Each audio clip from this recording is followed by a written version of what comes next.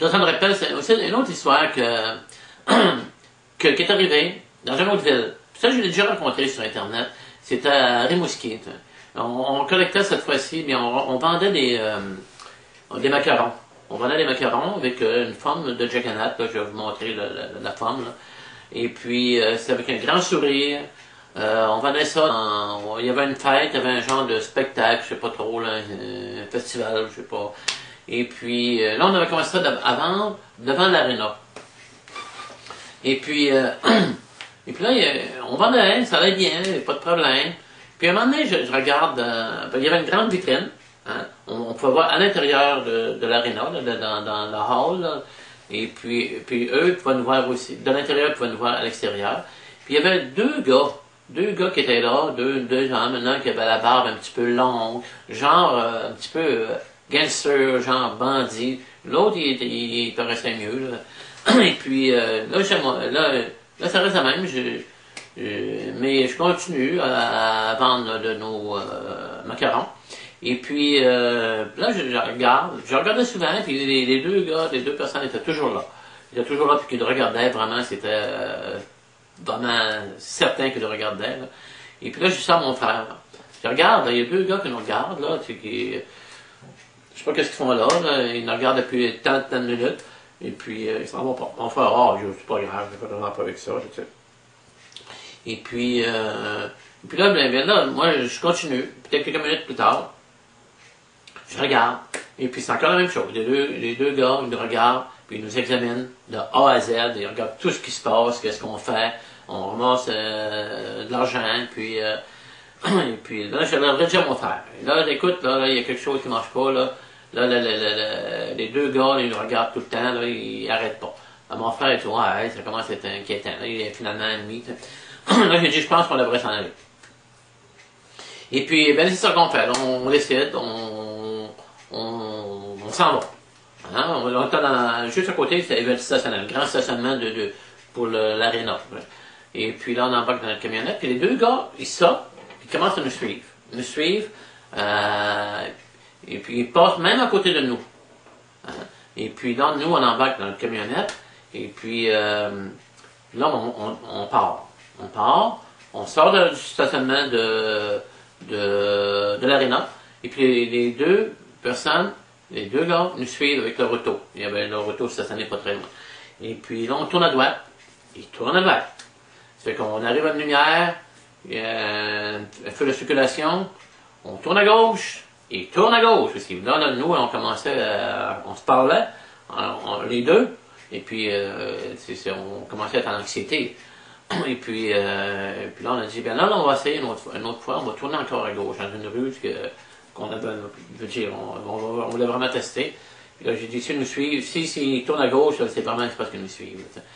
Et puis là, on tourne à gauche. Ils suivent encore, ils nous suivent encore. Ça fait que là, on a dit, oui, là, c'est vrai, là, c'est vraiment vrai, là, ils nous suivent, ils vont pas nous laisser, là, tu sais. Puis vraiment, ils sont sur notre cas. Nous, on pensait que ces gars-là, c'était des bandits qui voulaient voler notre argent, parce qu'on avait ramassé un petit peu d'argent. Puis, comme je disais tout à l'heure, il y en avait un qui avait la barbe un petit peu longue, puis il avait là vraiment un gangster. Et puis là, finalement, on fait un petit bout sur cette rue-là, c'est une rue qui était assez sombre, pas mal sombre en fait. Et puis là, mon frère a eu l'idée de passer en deux maisons. Donc, il rentrait dans une cour en deux maisons. Là, il rentre à toute vitesse là-dedans.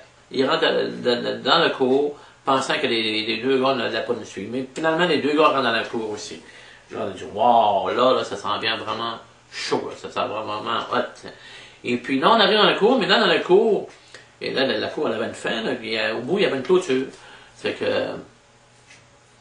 là, mon frère, il a pesé sur l'accélérateur, il a passé au travers de la clôture, et puis là, les deux gars, ils ne pouvaient pas passer parce que les autres, leur carrosserie d'auto était plus basse que la nôtre. Nous, on avait une camionnette, on pouvait passer. On a défoncé la clôture, on a longé un chemin de fer, parce que juste de l'autre côté, il y avait un chemin de fer. Et puis là, on s'est poussé comme ça. On a réussi à les sommer. Hein? Et puis, là, on a rentré dans un autre cours. On n'a pas eu besoin de défoncer notre clôture. Il n'y avait pas de clôture. Fait que heureusement, parce qu'on aurait brisé un autre.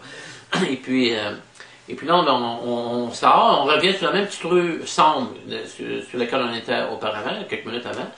Et puis, quand on a passé dans la voiture, les deux gars ont crié quelque chose. Vraiment, on a plus ou moins entendu, on a vraiment pas qu'est-ce qu'ils ont crié. Et puis, en fin de compte, là, on arrive dans la cour d'un voisin, peut-être une dizaine de maisons plus loin. Et puis, on revient sur notre rue, sombre. Et puis là, on ferme la lumière, mon frère ferme la lumière de l'auto pour vraiment pas qu'ils nous voient, les deux gars en question. Puis on continue, on sort, on s'en va, on part. Et puis là, on n'a plus vu les gars, on les a sommés complètement.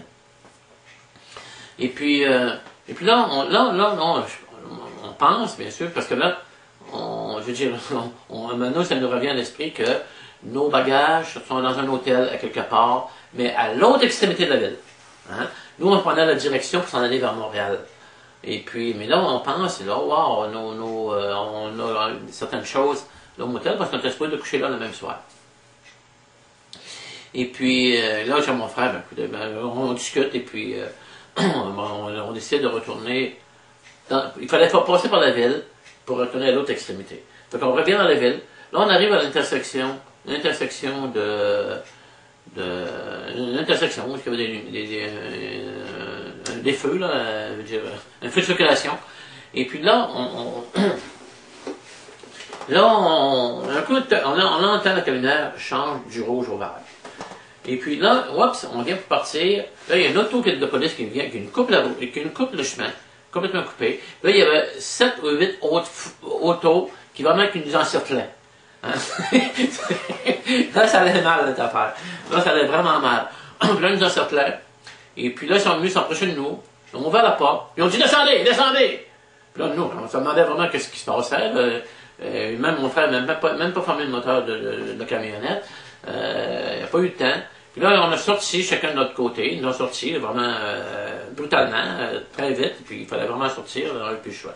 Puis là, ils nous ont écarté les jambes, puis mis les mains sur le dessus de la camionnette. Ils nous ont fouillé, et puis là, ils ont dit, OK, embarquez dans l'auto. Wow, qu'est-ce qui se passe? Ça, c'était la police provinciale. Hein, ça, c'était pas la police municipale. En fait, la police provinciale, les autres, ils sont plus gros. Ils sont plus, je veux dire, pas plus gros physiquement, mais je veux dire, ils sont plus importants. Et ils niaisent moins. C'est que, elle nous amène au poste de police. Au poste de police provincial, toujours. Ça, c'est des cas plus sérieux. C'est vraiment, ça, c'est un autre coche plus haut. Là. Puis on arrive au poste de police, et puis, il commence à nous poser des questions, et puis, à un moment donné, qu'est-ce qu'on voit arriver? Hein?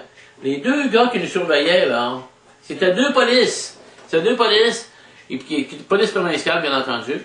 Et puis eux, c'est ça, ils pensaient que nous, on était des bandits, qu'on était des racketteurs, hein, je sais pas comment, racketteurs, des gars qui faisaient des raquettes. Ils pensaient qu'on collectait de l'argent et qu'on le mettait dans notre poche.